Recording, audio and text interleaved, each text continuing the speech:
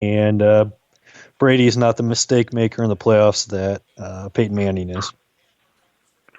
I definitely agree with that. I think Andrew Luck is just young. It's a process. It's one step at a time. The Colts defense is kind of meh anyways. There was no real running game. I think the team gets better over time. And how many more years is really New England going to be dominant? Everybody's kind of getting old.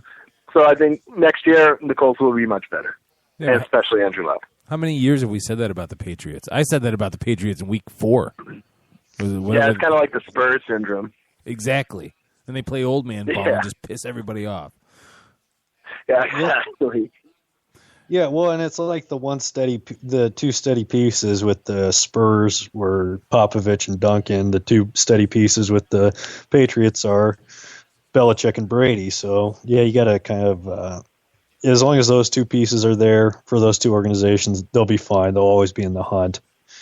Especially for how long the NFL protects Tom Brady for. That's true. That is true. Drop the hammer. All right, so the Seahawks defeat the Green Bay Packers in a hell of a game there with 16 down 16-0 at one point, storming back, taking the lead, going to overtime. But before the game went to overtime, Brandon Bostic, who plays on the special teams for the Green Bay Packers, let an onside kick by Seattle go right off his helmet, through his hands, off his helmet, and into the hands of a Seattle player. And now he's blaming himself for the loss. Is that the right thing to do, or should he not be so hard on himself? Go ahead.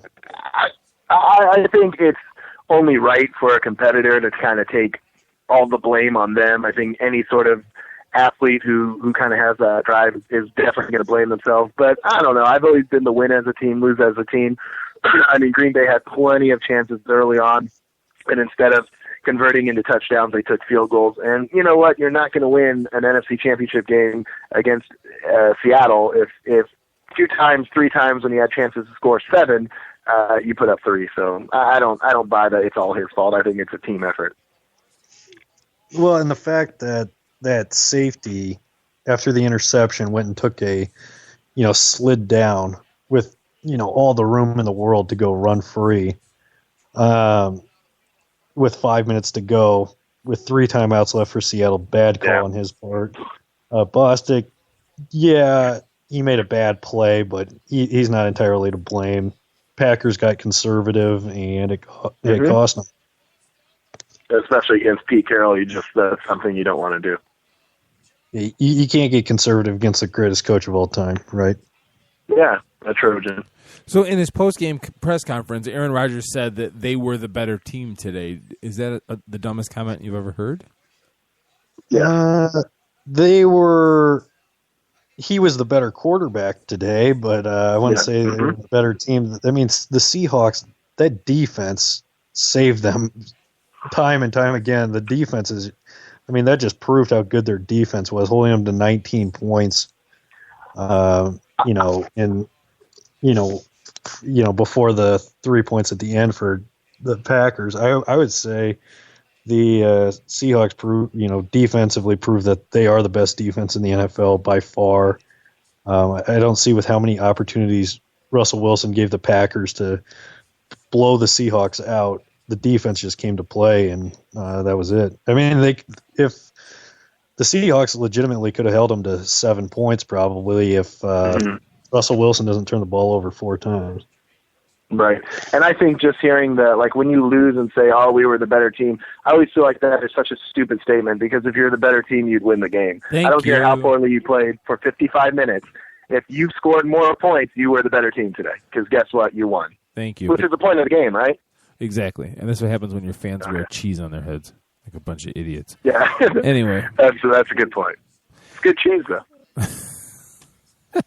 All right, so Richard Sherman leaves the game with a hyperextended elbow, everyone's guessing or whatever, comes back and plays one-handed. Do you feel more or less like a little wuss for calling in when you have the sniffles? The sniffles? Kind of. I feel like a wuss compared to really any pro athlete, because they can all snap us in half. But especially like football and hockey players, because they play with like broken bones, and crazy stuff going on. So, yeah, I mean, I feel like a wuss, but that's okay. Well, how many times did he get beat after he had that elbow? I don't think he got beat, maybe twice with one arm. I mean, that's pretty impressive. Yeah. And he's a physical corner, and playing physical with one arm, you got to give the guy a lot of credit. Don't see that a lot. Boom. Yeah, you'd assume with Sherman, I mean, he talks a big game. You'd expect him to be kind of soft, but he's not. He, goes all out and showed a lot of guts coming back and helping the team win. Yeah, definitely. Can you? I mean, is there a guy more hated just for talking? I mean, he legitimately backs it up. Has there been another athlete that legitimately backs up everything they say? I mean, I get it, like in recent years.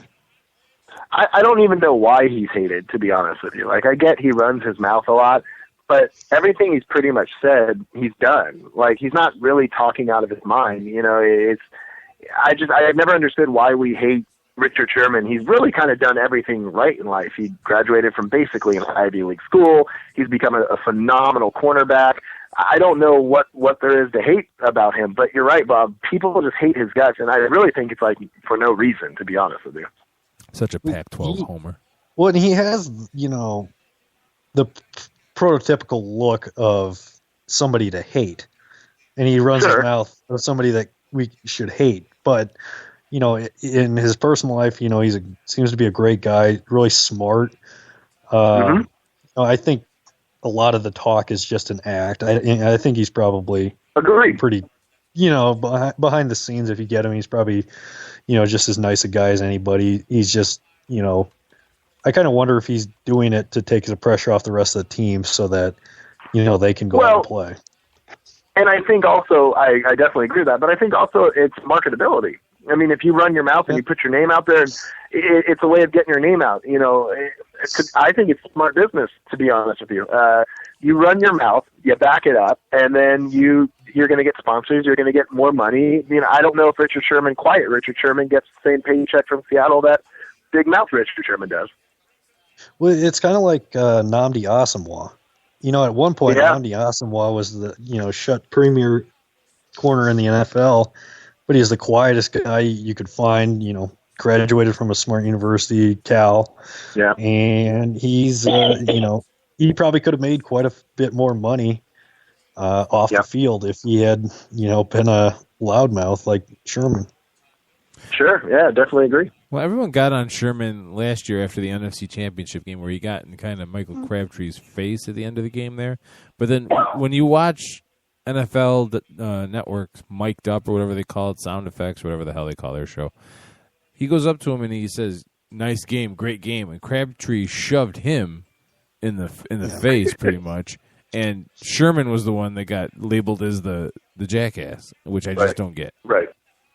Well, and what's funny is the year before when Sherman got beat by Roddy White against the Falcons, Roddy White went and picked out Sherman, went up in his face and started yapping at him. And, there was no people calling Roddy White a jerk or anything like that. They were like, oh, he's a hero for going back at Richard Sherman. And it's whoever the media wants to paint a bad guy. Mm-hmm. All right. Absolutely. I would agree with that. All right. Moving on. Kobe Bryant said that the thought of retiring after this season has crossed his mind in light of the fact that he was paid so much money for a 2-year contract. If he does retire, would that put any negative spin on his later years? I don't think so. I think, to be honest with you, I'm pulling for him to retire because it's becoming painful to watch.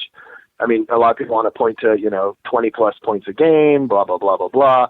But he's shooting the ball at an atrocious rate. I mean, of course, partly because his teammates stink.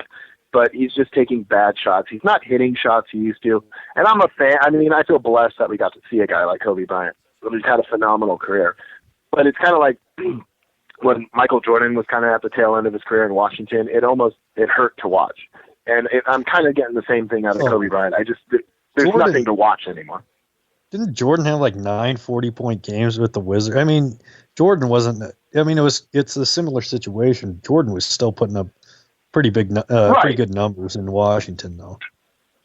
But he didn't also have the competition that Kobe's facing every night. I think the Western Conference is just brutal for Kobe. I mean, I definitely agree. Jordan was still productive in his ways, but it was nothing compared to what we were used to seeing Michael Jordan. So, and that's kind of what I was referencing. It was kind of painful to watch. We didn't get to see, Air Jordan really anymore. He was a little bit chubbier.